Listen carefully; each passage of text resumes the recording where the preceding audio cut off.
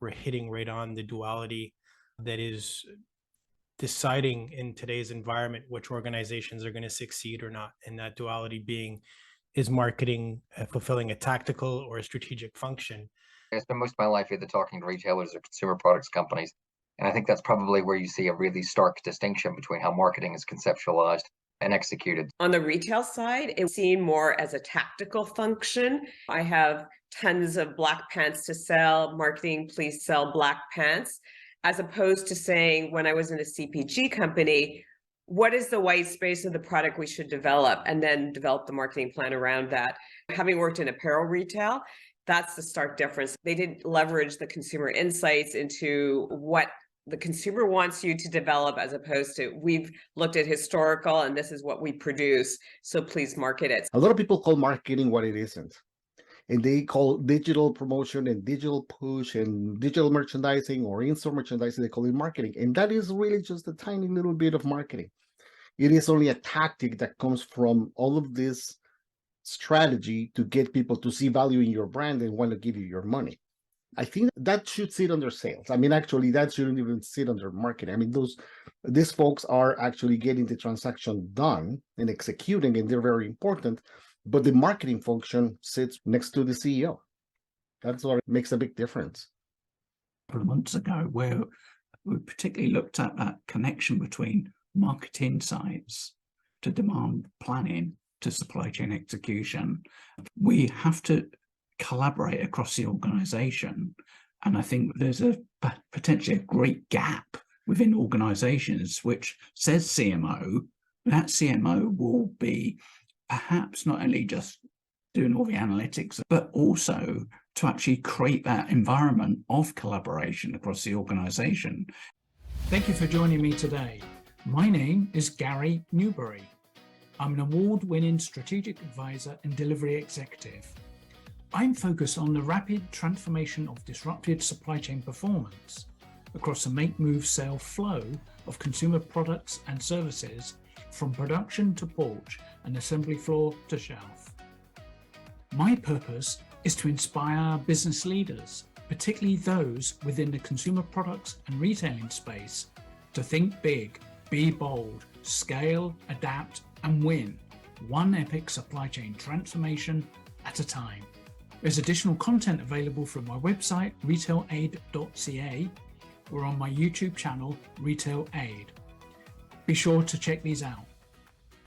As the business world faces significant volatility, uncertainty, complexity, and ambiguity, business leaders looking to drive market-leading performance need to be tapping into thought leaders, strategic advisors, and implementation executives who have mastery of operational turnarounds and strategic transformations, together with a strong track record of transitioning enterprises to become more agile, innovative, and digital.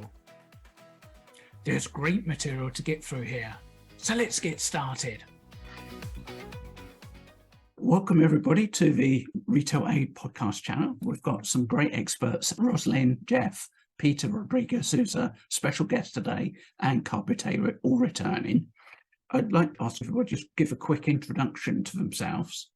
Jeff Roberts, I am a strategy consultant based out of London. Hi, I'm Roslyn Griner. I'm a marketing VP and now a content creator in social media. I am Peter Rodriquez. I train CEOs and marketers to make better business decisions so that they can ignite their growth. And hi, I'm Carl Boutet, a retail prescriptor, strategist, and now educator. Excellent. Thanks, everyone. This is a bit of a longer departure point, but I think it really positions the discussion around marketing. So for many years, the art and science of marketing, the identifying of new opportunities and bringing capabilities into position for profitable growth, has continued to be developed. Many CPGs, retail partners, including third parties and system providers, maybe commercial real estate businesses, and many, many more, continue to benefit from such advances. Retailers, however, have tended to see marketing as a combination perhaps of a couple of functions. The first one is in some general strategic input to the merchandising team as guide rails to their product creation and assortment planning activity. And secondly, in the area of marketing communications, marketing comms, which may include digital ad spending, contextualizing apps and websites, and a ubiquitous weekly flyer, which often is set to respond to category management tactics. So I'd like to explore a number of key areas during this conversation. Firstly, and we may not be old enough to understand how did we get here, but we'll have a good go at that. What are the benefits for retailers in keeping things as they are? And perhaps as part of a much greater and overdue realignment within retailing, how might retailers reposition marketing to the head of the table if this is what needed to thrive during the 2020s and the 2030s? So would anybody like to kick off on a conversation? I think it's more than an additional thought, because I think that when we talk retailers, the context of geographical concentration is key. In Canada, we have a tremendous concentration of, for example, the grocery retailing. More than 70% of our ACV is concentrated in only like 5 organizations.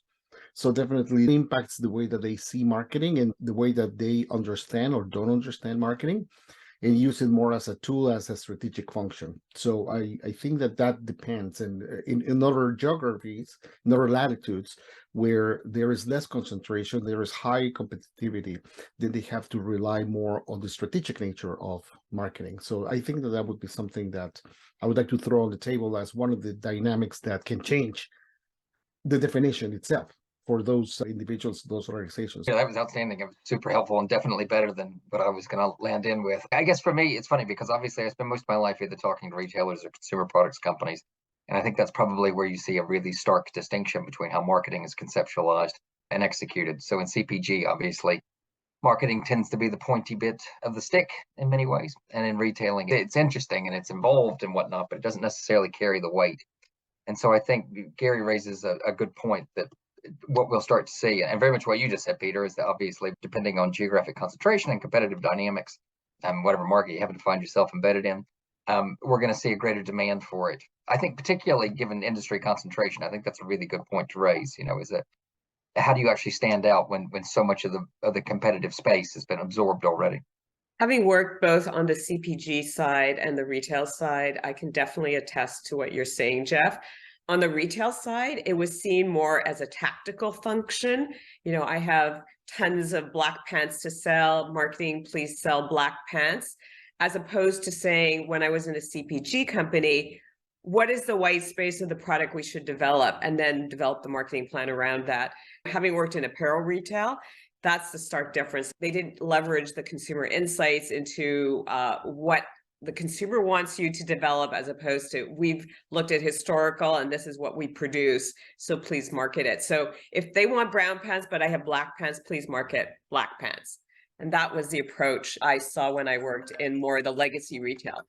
Thanks, Gary, for finally inviting me into a podcast where I have something maybe to contribute intelligently versus the others where I was just making it up as we were going along. But a subject that I'm super passionate about. I mean, as much as I enjoy supply chain and all the other ones we've been covering so far.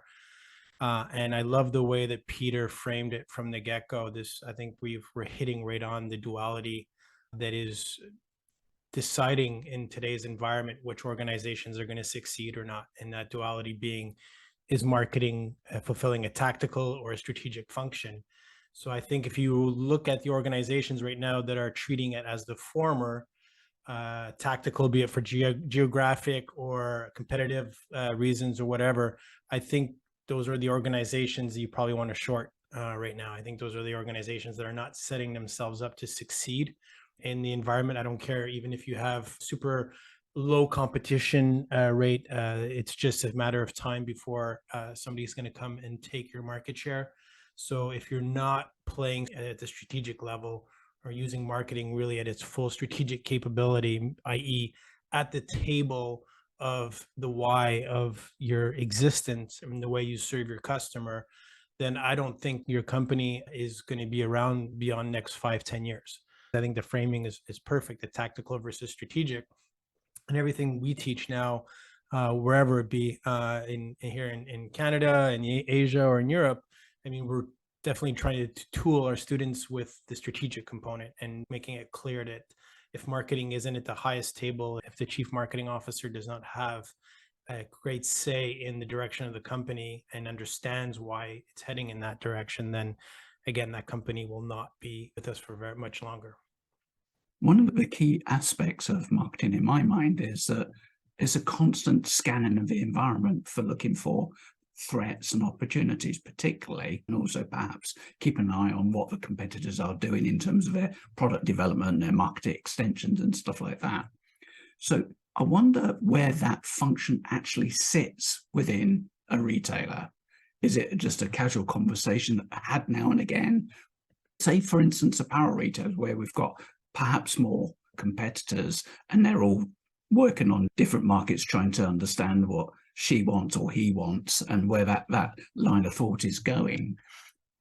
What's our views about where it's currently positioned and what might be the history of why we've arrived here, and perhaps some of the factors which limit retailers to exert greater control of their marketplace by actually adopting a formal approach to marketing? I want to throw this on the table. It looks like organizations that follow more of academic or more of a strategic approach to marketing are those who actually understand that they're not only selling stuff.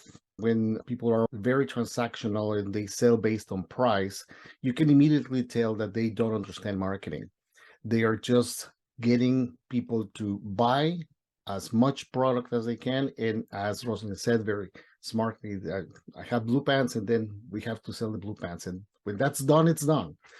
However, I do see in my conversations with retailer executives, I think that I see the desire to increase the value of every visit. And that is the most important thing that a retailer can have. It's not only about selling, but selling with a good profit and getting people to enjoy the experience to a point where they're happy to give you more money. That mindset, that persuasion, that environment, that product and service design falls within marketing. And I'm gonna talk about one retailer that I think gets it. It's IKEA. Every time you go there, you are immersed in an IKEA moment, day, or 3 hours. That for some people it is enjoyable, for some people it isn't, but eventually you end up falling in love with something that you may not need, but you may want. And tapping into the desires, dreams, aspirations of people who are there creates value. Retailers like this give me the signal that they understand marketing at the strategic level, that they understand how to create value behind the brand and how to convert that value in premium price that allows them to have high margins. At the end of the day, that's what we all want. We want to make more money. And you don't make more money by selling stuff.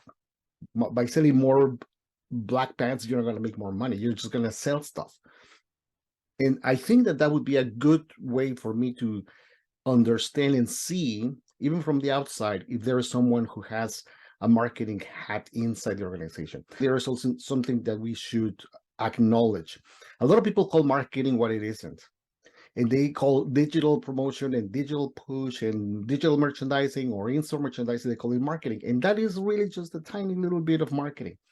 It is only a tactic that comes from all of this strategy to get people to see value in your brand and want to give you your money.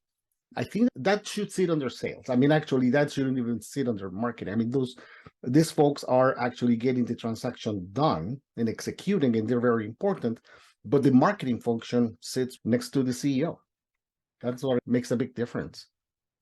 It's funny you say that, Peter, because I'm actually filming from an IKEA. I just popped in for some throw cushions and got trapped around the spatulas. So this back is actually one I recorded earlier. I haven't been able to leave in 3 weeks. Thank God for the meatballs. Yeah, I think you're exactly right. Right. It comes down to that same thing, which is where are you actually going to position yourself, and then what do you think that provides you the point of differentiation that allows you to secure that space in whatever niche that happens to be. And I think you're right. Part of the fundamental problem with the way that marketing is traditionally treated in retail is that it very much is a sales driver. And it's not necessarily around what's the offer, what's the attraction into here, what status anxiety are we playing to, outside of, say, luxury, they're quite good at that. What status anxiety are we playing to, whatever, that says this is the way it's going to work inside the business and how you bring people through.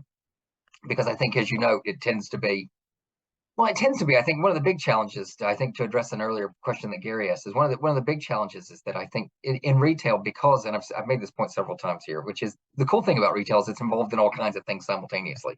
And that's what I find hugely interesting about it. But at the same time, it means that you're generally getting the same information as every other retailer because you're all involved in roughly the same things, right? You go to the same manufacturers, you get the same sort of fit outs, teams, you get the same people, the same suppliers are servicing the organization. So you end up with broadly the same information. So you really have to put some thought into thinking around, okay, in light of the fact that we're all drawing from the same wells, broadly speaking, there's obviously variation, but since we're all drawing from the same wells, how do you actually define something that says this is the bit that defines who we are? This is what makes us unique. This is who we position ourselves with, whoever, whatever the clientele happens to be. I think that's the real challenge. And obviously, I think that's the role, to my mind, of what good marketing does, right? It also depends on the kind of like legacy companies where you're coming into an organization to do marketing and the structures. Because I've lived in structures of decentralized, centralized, where, digital was split from traditional marketing, then remerged because they realized it's not a channel. It's just one customer. And having lived through, working on the direct to consumer side, that's what they're so brilliant at, is really finding the reason that brings brand value, customer value, and building an organization, a marketing organization around that, as opposed to it being a functional, tactical thing that most traditional retailers. But I do see like retailers, like if you look at Aritzia or you look at Lululemon, the truly very successful retailers, it's because fundamentally they understand their brand. It's all about marketing in terms of bringing brand value, and it's not about just the goods they sell, which are almost secondary.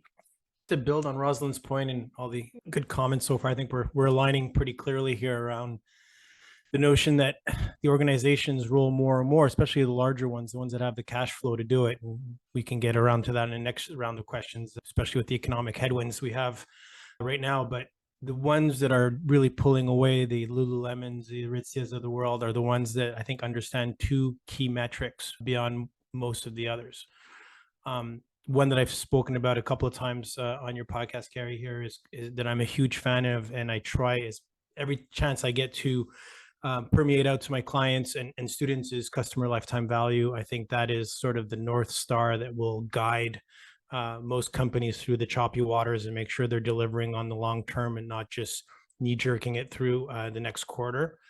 And the other one's brand equity. I think that's sort of the word we're probably turning around right now is organizations, although brand equity doesn't really play any function in helping cash flow in the short term, it does do what Peter was talking about. It does help build margin.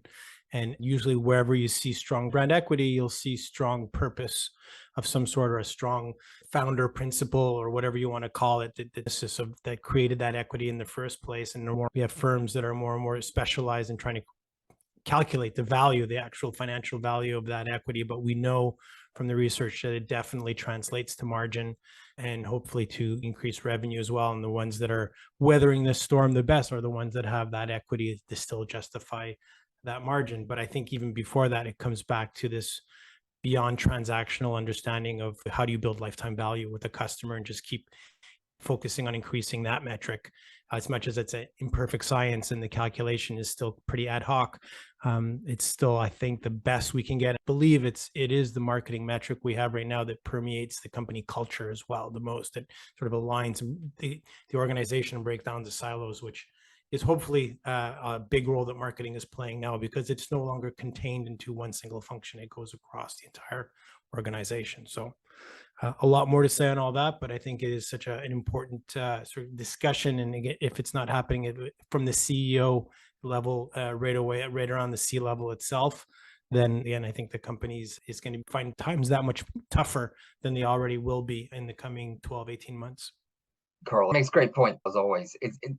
Obviously, moving into a downturn, it's a quick opportunity generally to look for things that you can't immediately attribute returns to, right? So marketing tends to come into the crosshairs with other things that, again, seem like they're quick cost savings. And I think, if anything, it speaks to the old saw, but it's the counterintuitive that it's actually the time to start investing in, right? So it's the time to actually improve to make sure you're visible, to make sure that you're there for, particularly in a downturn, and depending if you're not playing at some part of the market where people have to go all the time. So like grocery, making sure that people know you exist so that they, that you maintain that relationship over the long term. And I think pointing to CLV is a really useful way of doing it, because again, it forces the organization to take a longer term view on it, which is more of just in contrast to we've got to meet next quarter's numbers, really saying, what are the things that we do to ensure that this relationship is one where you're consistently returning, and that we can upsell you the next time you come, and that hopefully we can expand the offer to you the time you come after that, and that whatever the case may be. So I think you hit the real nail on the head, which is particularly given headwinds that are coming, you want to be more available, more aware, and then also very much focused on what are the things that you can do to nurture a long-term relationship to make sure that spigot remains open for as long as possible. So agree with you, Jeff. And I think, that's one of the things is when people are looking at cost cutting, they generally look to like cut marketing costs during a downturn, when in fact, that's when you should be really trying to build your brand equity, trying to increase the customer lifetime value and things of that nature. And especially say that you're out there, right? And that you have value in what you bring to the customer. Even if it's something like social media, it's just the time to be visible and really creating value and really creating connection with the customer. But I think, people think that marketing is sort of touchy-feely versus it's very analytical when you look at CRM data and the amounts of data, and in terms of consumer insights, marketing is actually a science-based thing versus it just being about the soft skills of, building a brand persona and all of those things that people associate with marketing. But it's actually quite analytical, a skill set. And I think in terms of Carl, like what you have to learn in school now are so different in terms of, it really is become so much more analytical. If I could build on Roslyn's point, I think that one of the things that I notice when I am training CEOs or marketers is that when they start talking about marketing in the short term, that's one big sign that they don't understand themselves what marketing is. And we marketers are guilty of that. I mean, I'm a marketer first and foremost, and we're guilty of not speaking business language. When we speak in terms of touchy-feel and Rosalie was describing, then we lose credibility. Think about this example, and I'm going to refer to what Jeff was saying. I mean, if we think about the challenges ahead and what do we cut in order to make the year, that is a very tactical approach to business. And if you ask me every time I get this question from CEOs, can you make sure we deliver the profit? Absolutely. I will come and cut everything and you're going to make a lot of money. I will. It's easy. Now, if I show you the impact of this on a 5-year P&L with facts, analytics, points that are visible, tangible, then you will make the decision. And you, Mr. CFO, will see if we want to take this path. Now, marketers, when we take this approach and say, this is the output based on facts of this decision, then we are speaking the language of business. And it stops being all of this, airy-fairy discussion about brand building and brand equity, which is important. And we speak like that as marketers. We need to know that. But we need to translate that as a brand equity creates an easier way for your short-term tactics to be more profitable. Do you want to see how? By virtue of creating share of voice, you create share of mind. And share of mind is a predictor of share of market. Those three things are quantitatively connected. Now, it's obvious that if you stop having share of voice, you eventually will have to pay more for the next transaction 2 years from now. So you want to do that? Yeah, we're going to be less effective and the competition is going to eat our lunch. But it's a blend of those strategic approaches grounded in business objectives and 3 to 5 year planning that take the conversation away from the tactical digital social media weeds.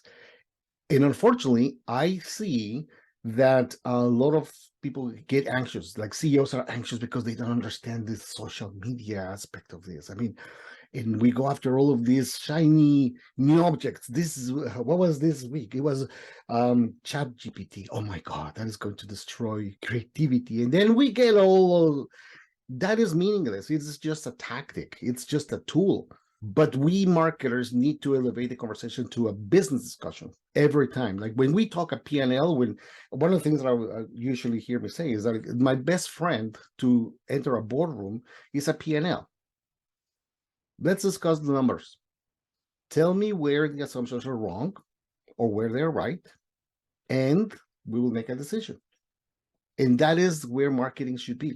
That's where, when marketing is there, then there is no way to make short-term decisions at all. I can ask people who are choosing to view this particular podcast to step back to Pack and Hold we did a couple of months ago, where we particularly looked at that connection between market insights to demand planning to supply chain execution. I've presented on this a few times now. We have to collaborate across the organization. And I think there's potentially a great gap within organizations which says CMO. That CMO will be perhaps not only just doing all the analytics that you've kindly shared there, Peter and Roslyn, but also to actually create that environment of collaboration across the organization. If we can just recall what we said and what we were examining, we were saying that Walmart and Target got caught out, but there's probably breakdown in that whole process. So there's a burning need for a formal marketing approach to our businesses rather than the tactics of selling 1,000 black trousers. I think the chief marketing officer is usually well placed or best placed to be the voice of the customer. In some organizations, that responsibility could fall on another executive leader, but usually the CMO she's usually the best person in the room to play that role, and I think that is the catalyst. That being that voice of the customer is the catalyst to pulling together all the organization you're talking about, Gary, getting the different silos to have to come together and make sure that we're answering the need and differentiating from the competitors and doing all the other stuff we need to remain relevant. I think what Peter's bringing up, and maybe in Roslyn's comment as well, is as marketers, one of the traps we've fallen into. I remember when I did my undergrad in marketing pretty much 30 years ago, we had this famous saying that we knew that 50% of advertising worked. We just didn't know which 50%. And as the years went on and digital really took off, that explanation was no longer permitted. And we needed to be able to explain pretty much 100% of the investment, which I guess in today's hyper competitive environment makes more sense. We every dollar, we need to know what the contribution of margins of it will be. And we've become so focused on the science of marketing and performance marketing specifically that digital is brought to the table that we've lost a bit of the art. And some companies still are very good at it, some probably that predate the digital. But I find that most of the ones that have come up in the digital era really were boosted by this performance marketing approach where, every dollar we basically could cookie our way to figuring out if the ROI is positive or negative and get attribution, try to figure it out. And we lost a bit of the touch of marketing. What I signed up for, why I was so interested in marketing 30 plus years ago was that balance, coming back to that balance of art and science, because it's not all one or the other. You can't get out of it through one or the other. And as Jeff was mentioning, I think with this downturn, it's interesting because we're going to be that much more economic pressure to pull dollars away from spend in marketing, which is a lot easier to cut than human capital or even logistics.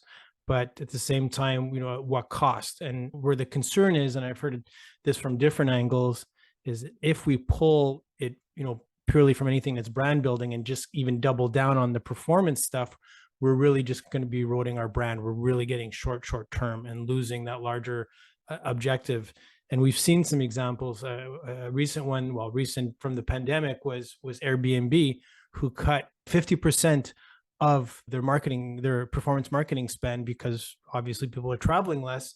Yet they still were doing 90% of getting 90% of their results in terms of by their marketing metrics, visits and attracting their customers, et cetera. Maybe not revenue because of factors they couldn't control, but they were still performing at 90%, even though they cut 50% of the dollars. So it showed that they were over indexed on performance marketing. Came to the realization we've become so doped on this rush of being able to measure down to the T. Every last thing we sort of lost the bigger picture. So here's, hopefully maybe this downturn, maybe as we're talking about this, I know organizations are rethinking the role of marketing at the strategy table and realigning all their purpose and values to the customer. I'm hoping we find this balance of art. We find once again this balance of art and science and marketing. So many things I absolutely loved about what Carl just said. And I think it brings back to the point, which is we talked about earlier, which is that good marketing fundamentally should help the company make better decisions around where to allocate resources, right? And so I think like two recent examples. So obviously I might be in London, but as an American, I have to plug American businesses. I've signed a contract earlier. Was the two I think that are really good, which were clearly marketing led, or at least marketing a huge hand in, both in sort of grocery side of things. But the rise of own brand in Kroger and Target, I think. Those are really interesting marketing-led decisions that were focused on whereas there's an opportunity space, a niche in a market that isn't currently being exploited to its full capability. How can we fill this? And again, it has a real feel of the kind of things that you see in a CPG view of marketing, right? Which is identify, I think Ross raised this earlier point, Roslyn raised this point, whereas identifying the white space, determining what you would put into that, how you would potentially frame it, how you position it, to all those things.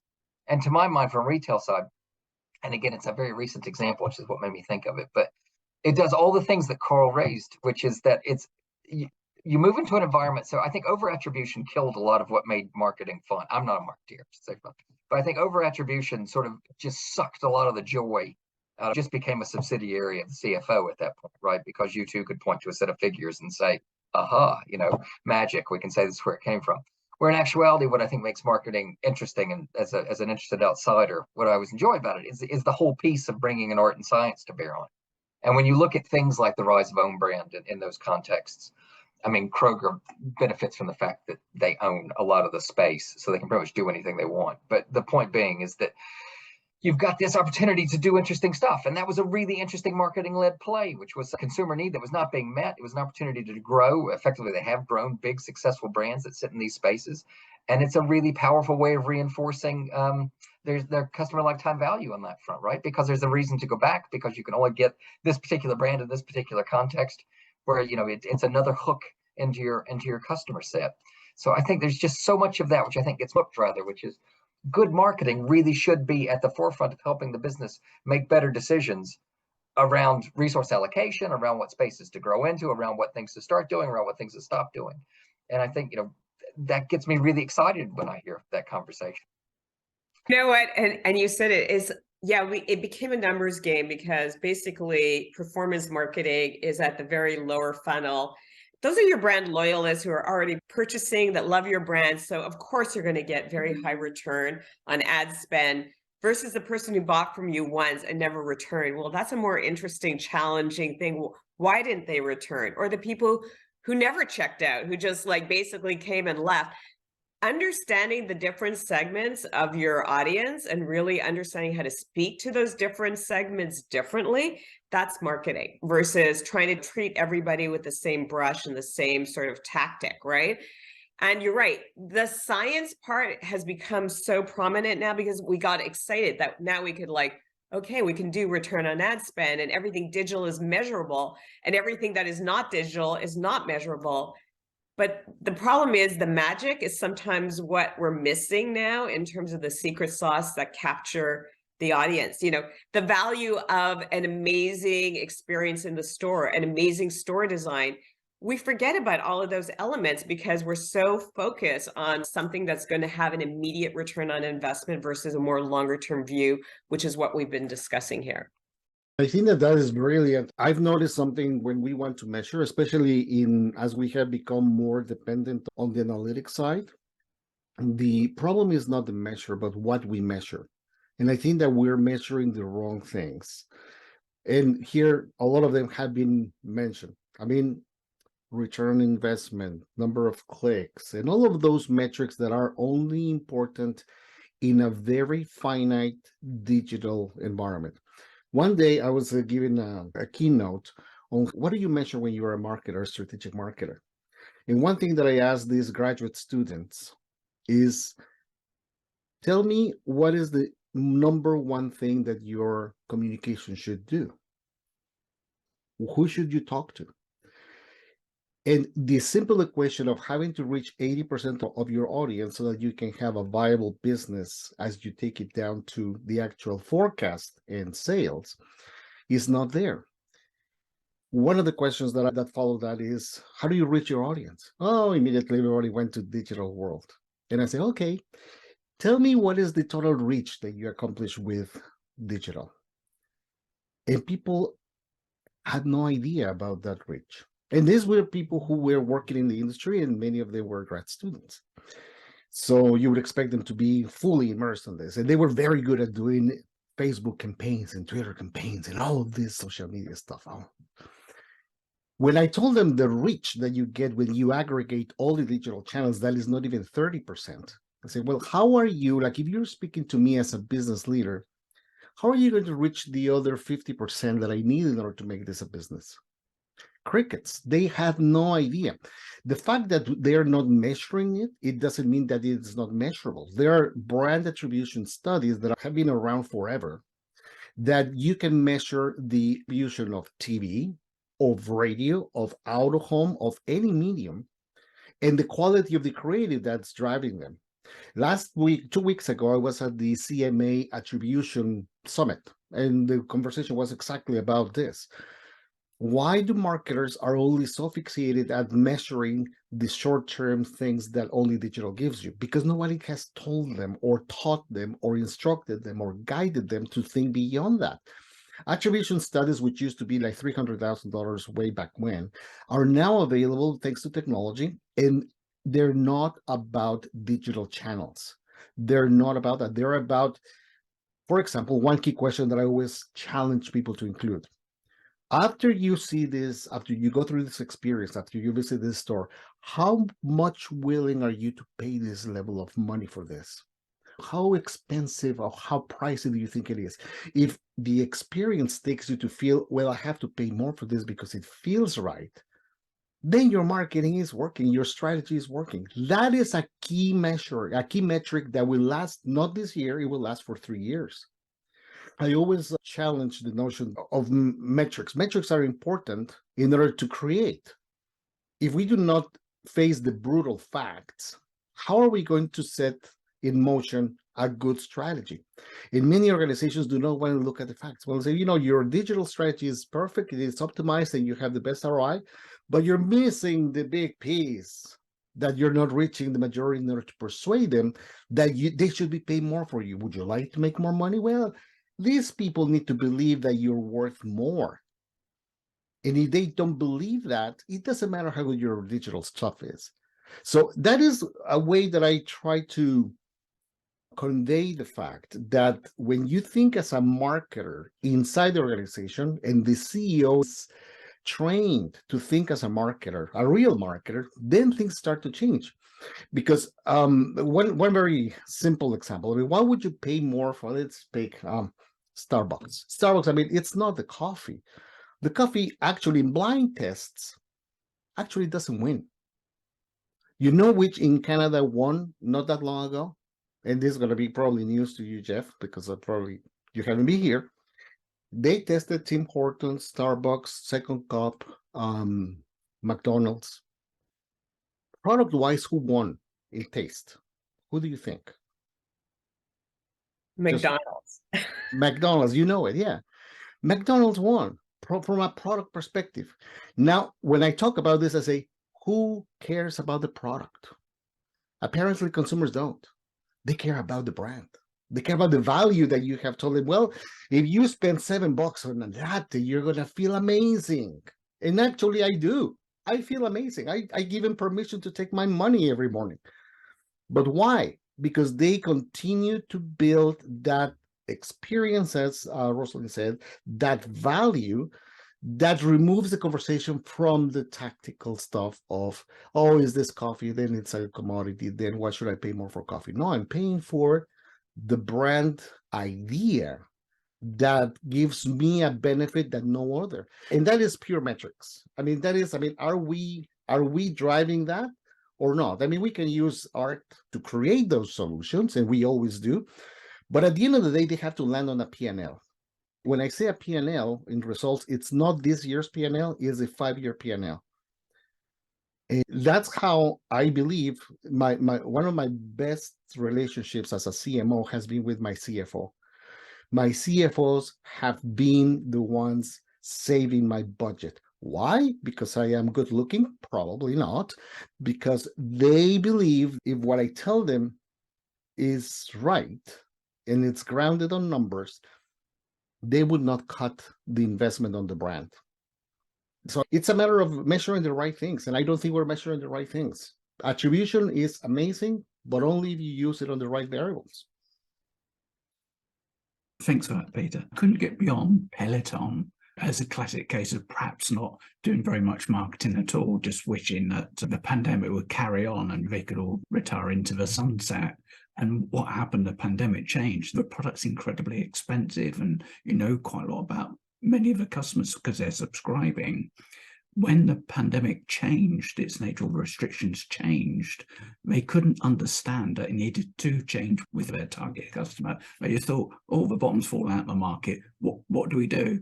For me, the Peloton is the antithesis of a good market-driven company.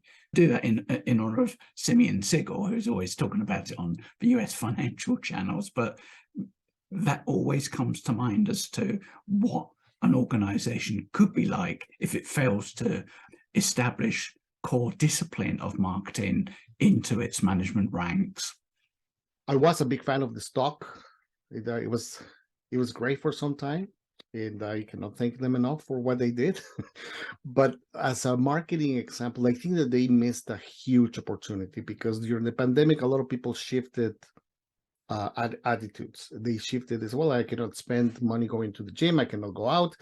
What do I do with all this money? Well, I am going to treat myself with the best thing I can find it. And Peloton at the time was seen as one of the best things that you could put your money in, and the value was great. But the missed opportunity was thinking beyond the short term. I mean, the pandemic was going to be over at some point. People were going to start going out. One of the biggest challenges for brands who are suddenly riding this great wave of change in the positive side is not to create habits. Marketing is about persuading people to adopt habits that benefit brands, that pay more for brands, that create value for brands. So those habits were right there for the taking to create them. They missed that. They thought that, I mean, now the conditions are this, people have shifted and they will stay that way. There was no marketing behind that. I think that we do ourselves at the service as marketers when we praise ads like the one they launched in the winter of 2020. If you recall that, I mean, it created all of this, noise about, oh, is this a sexist ad? Is this a misogynist ad? And people were talking about things that are societal and they are very important, but they were not talking about the brand. So people say, well, we're doing fantastic. Look at our marketing. It has views. It has a lot of likes, who, by the way, were only in the industry and people really didn't care. And I think that that's a very good example of bad decisions in marketing. And I think they deserve what's happening to them. They had the chance to build on something that was giving them a lot of attention, awareness, and trial. Now they missed all of the other part, which was, now that I have these people believing A, B, and C, how do I get them to stick so that they give me D? They didn't do that. And in every good brand that has invested in the long term has been able to take those opportunities and convert them into branded habits. So that's my take on Peloton. I think right now they're trying to revive it. I don't think it's going to survive because it's just one more. At the end of the day, it is just one more of the many things. They didn't persuade me to pay $3,000 for the bike. I don't know about y'all, but I signed the thou shall not talk about Peloton without Simeon being in the room. So I don't want to get lawyered up by BMO Financial. So I'm gonna bow out of this one. But it is an interesting, very interesting topic that I think Peter just gave us a pretty good resume of.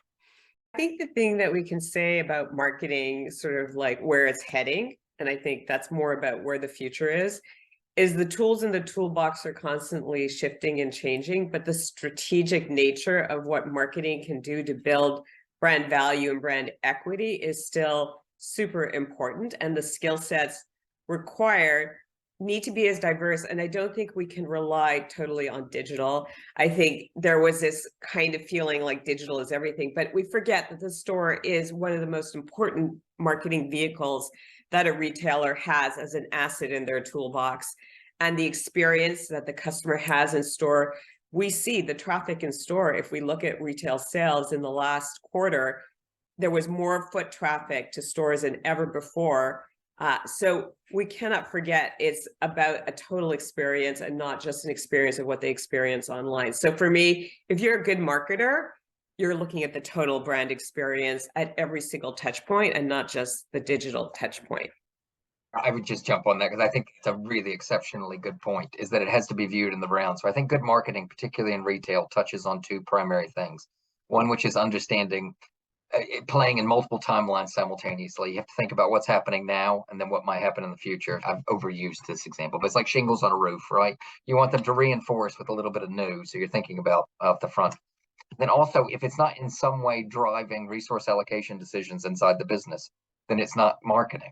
Because really what it should be is we're going to invest in doing this now. We're going to cut back on this now or this in the future, or we're going to start building a capability or an answer that meets this thing that we see emerging on the horizon. So I think, how you come about that, there's obviously multiple paths to doing that. But I think fundamentally, if you're not playing in multiple timelines simultaneously, you've missed the boat. If you're just looking for anything you can attribute, you've really screwed things up. And then if the choice frameworks that you're creating off the basis of analyzing and doing that aren't leading to different allocation decisions in the business, then what are you doing there? I think those are the two big things that should be, again, there's multiple ways of coming into that, but to my mind, those are the two big things that you should be looking at in a retail environment, which you're looking at marketing. On that great set of concluding thoughts, I thought I would wrap this session up.